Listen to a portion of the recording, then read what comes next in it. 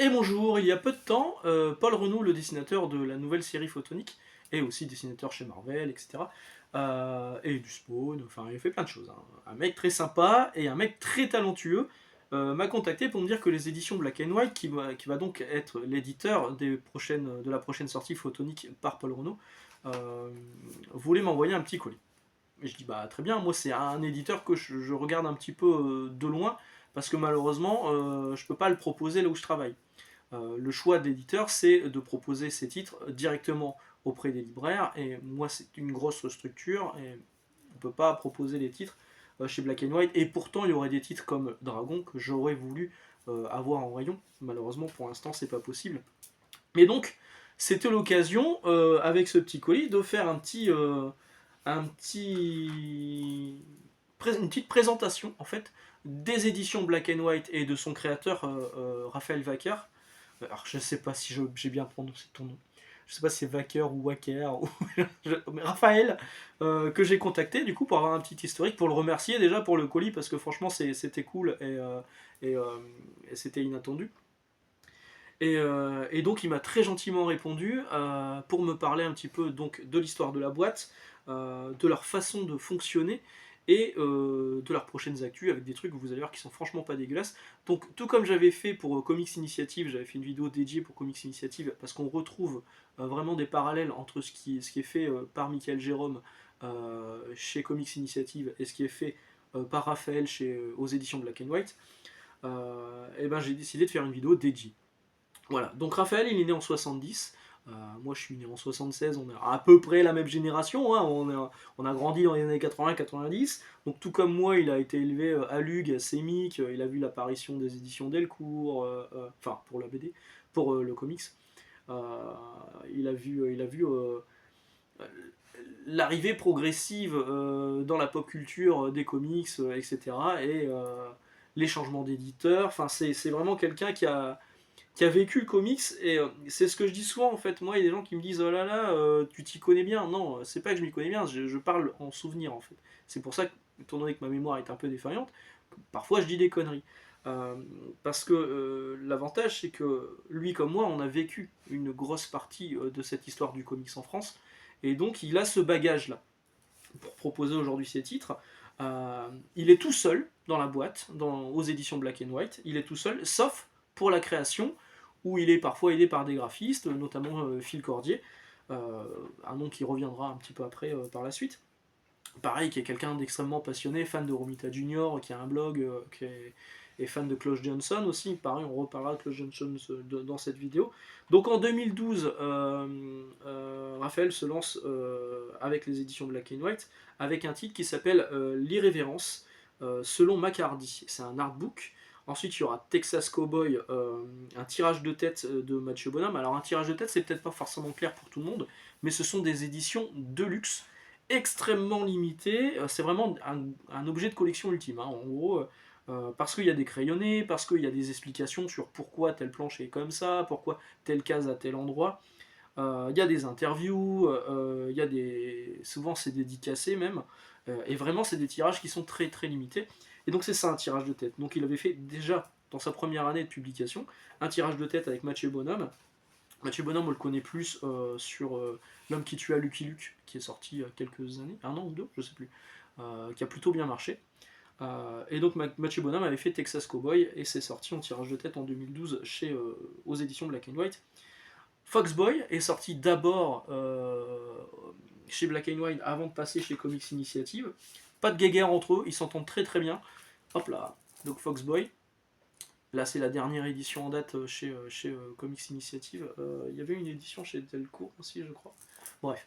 Euh, Laurent Lefebvre le saurait mieux que moi. C'est sa création et c'est franchement très très bien. Et dès le début aussi, on retrouve du photonique. Parce qu'évidemment, Raphaël a grandi avec les Strange, les Lug, les Titans, toutes ces éditions-là chez Lug et Semic. Et il a connu Photonique de Sirotota. Et donc éditer du photonique pour lui c'est un peu Noël, hein, c'est un peu Byzance. Donc dès le début, là on est en 2013, il éditait déjà une première intégrale de photonique avec des planches rescannées, renettoyées, beaucoup plus propres que ce qu'on a connu à l'époque. Et donc le tome 1 était sorti en 2013, il y aura d'autres tomes qui seront proposés par la suite. Oui, c'est un peu compliqué pour suivre toutes les parutions parce qu'il y en a beaucoup de photoniques aux éditions Black and White. J'en ai parlé à Raphaël, moi je lui disais que j'aurais voulu acheter des éditions de photoniques chez Black and White, mais je ne savais pas par où commencer en fait, tellement il y avait de propositions différentes, parce qu'il y a des collectors, il y a des super collectors, il y a des trucs en noir et blanc, il y a des trucs en couleur, il y a des trucs en couleur refaite. C'est un peu compliqué, il en a conscience, il va sans doute travailler sur une chronologie pour que ce soit plus clair pour tout le monde, et en plus de ça, il y a une actualité, c'est-à-dire que dès ce mois-ci, il y a une intégrale sur trois, il y aura 3 intégrales noir et blanc de Photonique qui va sortir, donc ça peut être le bon moment de se lancer dans les histoires historiques de Photonique par Siro Tota, avant de se lancer dans celle de Paul Renault, qui normalement devait sortir ce mois-ci, mais qui malheureusement est décalée au début d'année prochaine, afin que Paul Renault puisse finaliser ses planches, et surtout, pour s'excuser du retard, il a décidé de rajouter des planches d'histoire en plus. Et franchement, c'est incroyable. Pour le même tarif. Donc voilà. Donc je vous dis, Photonic est arrivé très très tôt. Donc là, on était en 2012-2013. En 2016, c'est devenu son full-time job. Et il est devenu éditeur à temps complet. Maintenant, c'est vraiment son taf. C'est sa boîte, c'est son bébé. Donc il fait de la BD, il fait du comics, il fait un peu de tout. Il fait des titres parfois un peu plus spé, un peu plus historiques, un peu plus, genre, limite envie de dire patrimonial, comme les archives de Lug. Lug, les archives, qui est sorti récemment, qui a été écrit par Michel Monteillet, qui travaille également avec lui sur Black and White Stories. Donc je vous les ai pas montrés, mais donc Black and White Stories, j'avais acheté le tome 1 de Paul Renault qui est là, mais on en reparlera juste après. J'ai le tome 2 et le tome 3 qui m'a été envoyé par Raphaël. Justement, la façon de travailler chez Black and White, donc c'est de la vente directe aux librairies, je vous l'ai dit. Donc ils travaillent avec des librairies, des shops spécialisés style Astro City. Moi, c'est là où j'avais chopé mon Black White Stories. Donc les marges sont très réduites, parce que c'est vraiment pour proposer à des lecteurs qui n'iraient pas forcément sur le site. Le site a été retravaillé. Parce que c'est vrai qu'il y a des gens qui m'ont contacté en disant t'en profiteras pour dire que le site c'est le bordel, on comprend rien. Le site il est retravaillé, il est en work in progress aussi. C'est toujours, encore une fois, il est tout seul pour travailler, donc ça peut se comprendre. Donc les bouquins Black and White sont aussi en comic shop, mais avec des marges qui lui sont très réduites. C'est vraiment pour proposer et faire découvrir un maximum de titres. Mais il travaille surtout. En fait, il y a une partie du stock qui part directement dans les shops, et il y a une partie du stock qui est gardée dans son entrepôt, afin que ça parte sur le site internet ou pendant les conventions en vente directe, où là la marge est forcément beaucoup plus élevée. Et c'est là où son entreprise est plus pérenne que s'il ne proposait que, il me l'a dit lui-même, sur des albums à 35€, quand il les propose en comic shop, il peut se faire parfois que 3€ de marge, ce qui n'est pas beaucoup, d'autant que c'est souvent des tirages extrêmement limités. Donc si vous passez par le site ou si vous passez directement en le croisant dans les conventions, c'est là où ça permet de pérenniser l'entreprise. Donc il travaille en en vente directe avec les magasins. Il fait beaucoup de campagnes sur Ulule, du Kickstarter, afin de préfinancer les comics et les titres, les BD, les tirages de tête à sortir. À savoir que souvent, je ne sais plus qui me l'avait précisé, mais merci à lui, quelqu'un qui maîtrise bien un Kickstarter et Ulule, m'expliquait que en général, le prix plancher, pour que le tirage soit fait, il est vraiment au minimum, quoi. Il est vraiment au minimum, afin de ne pas trop effrayer les gens, et puis surtout de pouvoir dire oui c'est un succès, mais effectivement quand on gagne plus, il y a des bonus qui sont rajoutés, et c'est mieux. C'est mieux. Là sur les campagnes Ulule actuellement, il y a le Photonique de Tota, encore une nouvelle édition du Photonique de Tota, avec des nouvelles couleurs. C'est l'actu en ce moment sur Ulule, c'est ça. Alors, titre qui moi m'intéresse beaucoup plus chez les éditions Black and White, étant un lecteur de comics depuis très longtemps, et surtout étant un lecteur de comics assidu et fan des années 90 et de leurs scénarios débiles, mais de leurs personnages ultra badass, quand les dessinateurs avaient le pouvoir. Il a décidé d'éditer Savage Dragons il y a 2 ans. 2 ans. Le premier tome est sorti en février 2022. Alors, il ne réédite pas Savage Dragon, pour rappel, c'est lui. Hop là. Oh, dis donc, quelle magnifique figurine de Todd McFarlane Toys. c'est incroyable. Donc c'est lui, le Savage Dragon. Euh, Savage Dragon, ça avait été édité d'abord chez Semic. On a eu 6 numéros, je crois. Euh, et ça n'a pas fonctionné. Malheureusement, c'était en version intégrale. Moi, c'est là où je l'ai découvert. Enfin, je le connaissais déjà un petit peu par rapport à la VO. Et il popait dans d'autres séries. Mais quand la série est sortie, moi je l'ai acheté. Et j'avais qu'une. Moi je trouve ça vraiment bien, c'est du Eric Larsen. Si vous avez lu dernièrement l'omnibus, et je vous recommande de lire cet omnibus de Spider-Man par David Michelinie et Eric Larsen, vous voyez un petit peu qui est le personnage. Eric Larsen, c'est un dessinateur qui force le respect, un peu comme Raphaël, en sachant que lui il est tout seul sur sa boîte, ça force un peu le respect quand même. Euh, et il est là depuis plus de 300 numéros sur sa création, Savage Dragon. Le seul autre titre chez Image qui a dépassé les 300 numéros, c'est Spawn de Todd McFarlane. Donc c'est quand même pas rien. Donc Savage Dragon, ça a été édité d'abord chez Semic, puis ça a été édité chez Delcourt, un seul tome, que j'avais acheté même si j'avais les épisodes en doublon du coup, vu que j'avais ce Subsonic, parce que je voulais que la série continue. Malheureusement, ça n'a pas du tout fonctionné, donc Delcourt a lâché l'affaire. Il faut dire qu'on démarrait sur des épisodes d'il y a très longtemps et que si on voulait rattraper, il y en avait pour un sacré moment. Et du coup, moi je me suis dit, je sais pas, je vais acheter les Savage Dragon Archives, qui étaient des gros tomes en noir et blanc. J'en avais acheté 5 ou 6 et au bout d'un moment je les ai revendus parce que ça me plaisait moins le fait que ce soit en noir et blanc. J'étais moins dedans et c'était tellement des gros pavés avec un papier qui était de qualité un peu pas terrible. On voyait un petit peu à travers, donc je me suis dit non, je prends pas. Et un jour, je vois arriver Savage Dragon aux éditions Black and White et je vois que ça démarre à l'épisode 193. Le tome 1, ce sont les épisodes 193 à 198, 152 pages pour 20 euros. Et je me suis dit, pourquoi démarrer là? En fait, c'est parce que à ce moment-là, ce n'est plus Savage Dragon, le père, qui est en tête d'affiche, c'est son fils. Et du coup, ça a un bon jumping point. Et c'est une bonne chose qu'il ait choisi de démarrer là, parce que les épisodes sont beaucoup plus modernes. D'autant que la traduction et l'éditorial ont été confiés à Jérôme Wiki, qui aime beaucoup le personnage et qui connaît énormément l'univers de Savage Dragon. Et donc il y a un éditorial qui vous remet tout le contexte de tout ce qui s'est passé avant et qui vous explique un petit peu où on en est, où on va, etc. Un truc vraiment bien foutu. Voilà. Euh, et qu'est-ce que je voulais vous dire, je sais plus. Et donc faut pas avoir peur que ce tome 1 démarre au numéro 193 US. C'est vraiment le début d'une nouvelle histoire. C'est un peu comme si vous lisiez je sais pas quelle série, mais vous voyez, vous pouvez pas dire je vais commencer Avengers du numéro 1. Non, ça va être daté, ça va être compliqué, il y aura des références que vous n'allez pas forcément comprendre.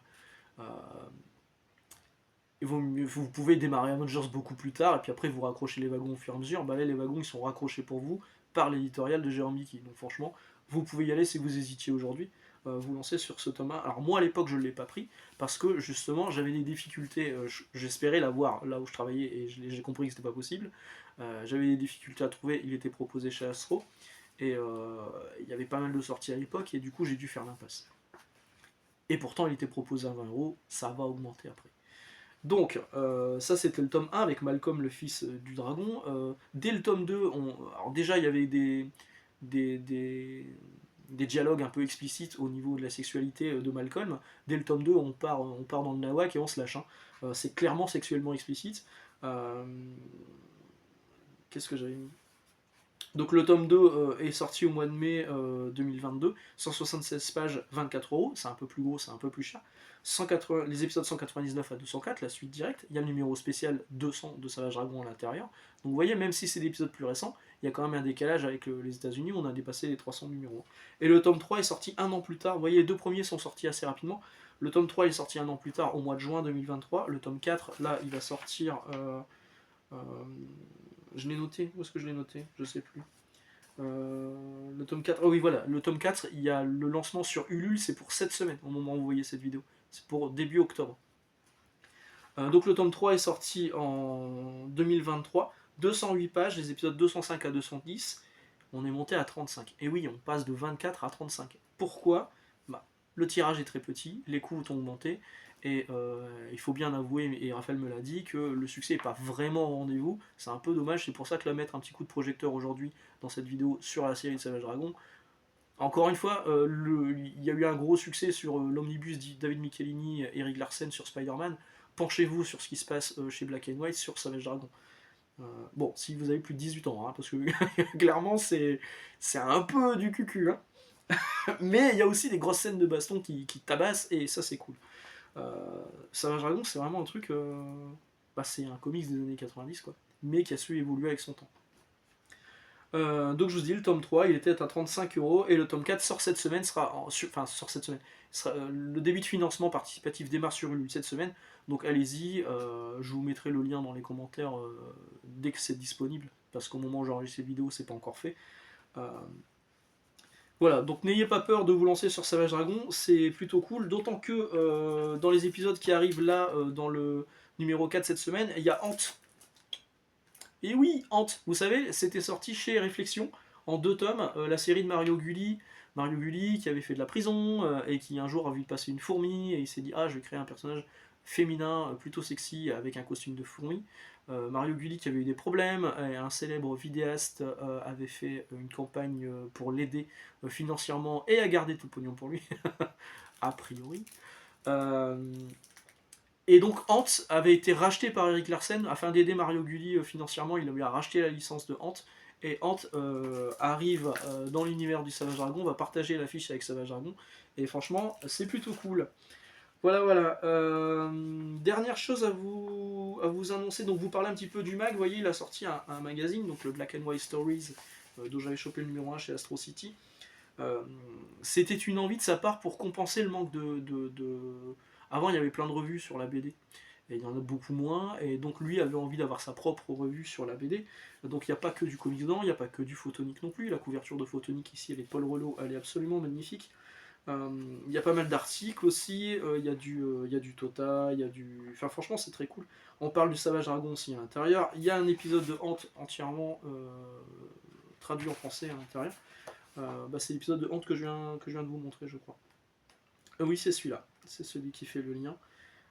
Hop là. Et donc il y a un article sur Joe Kubert, Will Eisner. Enfin franchement, c'est un magazine qui est franchement cool quand on est fan de BD et de comics, mais de BD en manière générale. C'est un truc qui est vraiment bien. Donc ça, on les trouve dans les comic shops spécialisés. Hop là, ça c'est le numéro 2 avec une couverture de Spirou, parce qu'il a fait du Spirou en tirage de tête, il a fait du Lucky Luke de Mathieu Bonhomme en tirage de tête également. À l'intérieur on a des crayonnés du petit Spirou, regardez. C'est cool. Il y a franchement des planches qui sont très très bien. Hop là. Moi je suis moins franco-belge, hein, ça vous le savez, mais je m'y retrouve quand même là-dedans.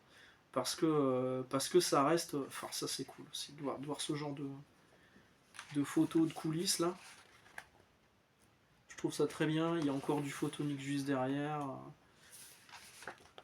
Par Siro Tota. Voilà, ça c'est cool. Ça c'était le numéro 2. Le numéro 3 avec une magnifique couverture d'Olivier Vatine. Elle est incroyable cette couverture. Elle est vraiment très belle.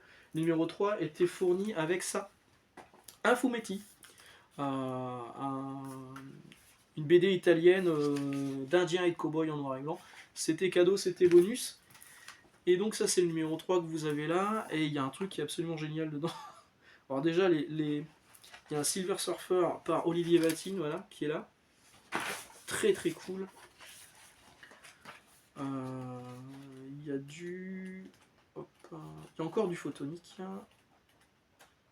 Il y a cette photo de Paul Renaud, j'adore. Il y a une interview, en fait, encore une fois de Paul Renaud pour la sortie du Photonique. Donc c'est vraiment cool. Et voilà, on vous parle de Spidey. Alors pour les vieux comme moi, forcément, là c'est hyper cool. On s'en souvient tous de cette couverture du Spidey numéro 100, qui était vraiment classe. Qui était signé par Tota d'ailleurs, non? Je crois que c'est ça. Et puis il y a un roman photo avec Paul Renaud entre autres et beaucoup d'autres. Tout à l'heure je vous disais... Merde, j'ai perdu ma page. C'est compliqué hein, de prendre des notes comme ça. Donc je vous disais, je vous parlais de Phil Cordier tout à l'heure. Phil Cordier, il est rédacteur en chef du magazine.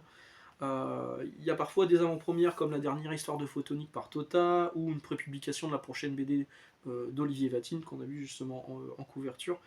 On sent clairement que c'est une boîte qui est régie par la passion, qu'il n'est pas vraiment là pour faire le pognon, il est clairement là parce qu'il veut se faire plaisir et il veut faire plaisir au lecteur et ça c'est cool. Et donc si vous voulez le croiser, donc il fait diverses conventions.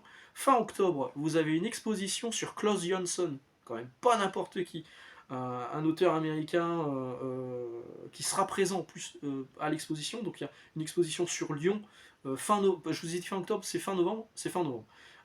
Et avec un numéro spécial de Black and White Stories, donc un numéro spécial du magazine que je viens de vous présenter, hors série, sur cette exposition, sur le retour sur l'expo, la création de l'expo et la carrière de Klaus Jansson. Franchement, c'est cool. Alors moi, je dis Klaus Jansson, il y a des gens qui disent Klaus Johnson, je sais pas comment on le prononce, désolé. Euh, et donc, il sera également présent sur pas mal de conventions, le camarade Raphaël. Et je vous disais, donc fin octobre, il y a Photonique qui revient en noir et blanc en intégrale, et ça c'est plutôt cool. Voilà, voilà, j'espère que j'ai été plutôt intéressant et plutôt exhaustif. Hein. J'espère que ça vous a plu. J'aime bien parfois mettre le coup de projecteur sur des éditeurs un peu plus petits. euh, Encore une fois, moi j'avais pas de contact avec Black and White, et c'était un peu ce qui me freinait sur ces éditions, mais le contact avec Raphaël, il a été adorable, il répondait à toutes les questions, et j'ai l'impression de parler à un pote, quoi. Parce que on a les mêmes références, il est certes un tout petit peu plus vieux que moi, mais on est globalement de la même génération, on a connu les mêmes choses, et on sent vraiment que le mec est un passionné, quoi, et ça c'est vraiment cool. Voilà, voilà, sur ce, bah, je vous laisse là. On va se retrouver jeudi, cette vidéo-ci vous la verrez mardi, et jeudi on commencera à parler des Urban Big News, des annonces de sortie des prochains titres Urban. Il y aura peut-être d'autres trucs qui seront proposés après, donc il y aura peut-être une deuxième vidéo par rapport à Urban la semaine prochaine, on verra, tout n'est pas encore gravé dans le marbre. Excellente journée, excellente lecture, à jeudi. Ciao.